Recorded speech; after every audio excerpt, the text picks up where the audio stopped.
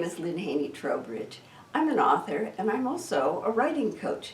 People come to me perplexed about how to get on with their stories. And I always start with the word character, which is what I'm going to tell you about today. So I'm going to give you an example. We'll pretend this person's name is Max. And Max is in his 40s and he's led a pretty exciting life, and people said to him, you know, you really should write a book. And so Max did, and he came to his editor, and the editor read it and said, I don't know. And Max said, what do you mean you don't know? I heli-skied with the Pope. My record got a Grammy. And the women, have you read what the women have written about me on Facebook? And the editor said, yeah, and they do it better than you do. And he said, what do you mean? And then the editor explained, character is vital. You have to really describe people well. You have to select the people in your memoir. You have to make them full so that when they enter the picture of your story, you take them in and you really want to know what's happening. They move the story forward. Now, it can happen that you just have so many people. How do you select? Well, I had this problem with my memoir, Footloose in Paris, because there were so many people, so I put them in categories. And one category, for example, was down-and-out Romanovs. And these were people who had names that opened doors for them, but they really didn't have very much money, and they were kind of getting by. And they were always getting me into fixes. For example, one Romanov really did try to get me up to his apartment to measure my legs, because he said he wanted to develop a nylon stocking business. Anyway, that's one kind of person. Another kind I would encounter are on-the-make virgins. Now, this dates me a lot, but it used to be that there was a whole lot of premium placed on virginity. It was your negotiating chip.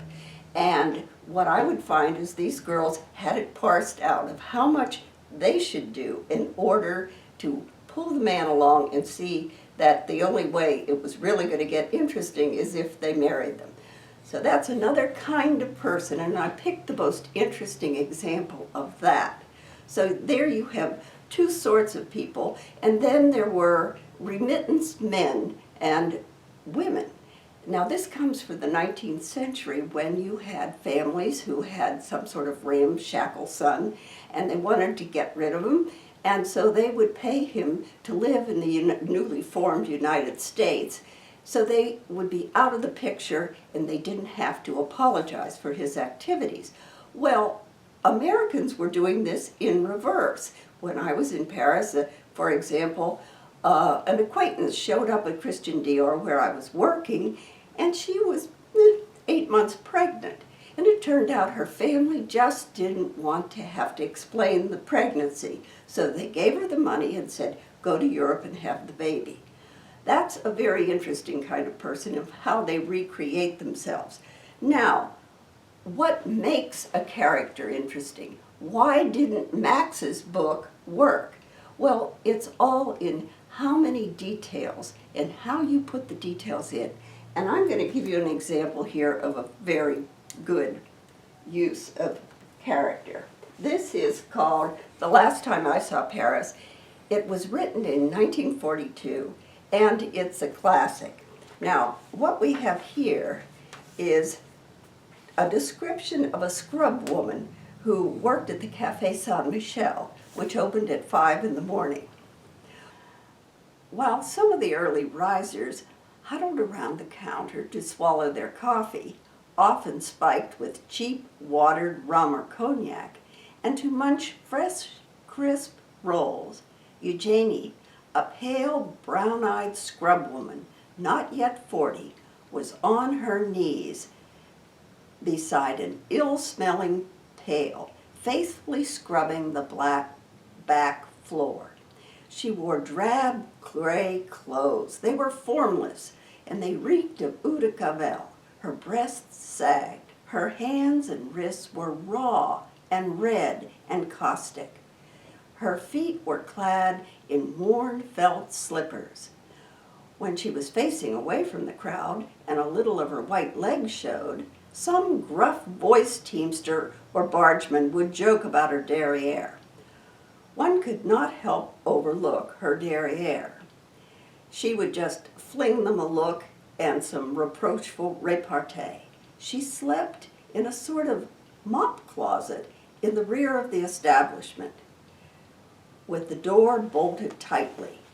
And when it was still dark, she would slunk over to the church of San Severin for an early morning prayer. She had not had a day off in 13 years. Now you feel, by the time you finish that you really know her. Let's talk about research. Of course you know that you do the genealogy, etc., but if you're doing a family memoir, I behoove you to go to as many funerals as you can and also as many more memorial services. Harold Macmillan, who was a prime minister of the United Kingdom back in the day, and he had some other pretty good gigs, that memorial services are the cocktail parties of the geriatric set. But don't just go, talk to your far-flung relatives, bring a scanner if you can, and ask them if they have any pictures, because often people will bring pictures to the services. Anyway, get as much as you can and just sit down and write it. People are so afraid. They're so afraid of offending. Press on. Write on. That's my message.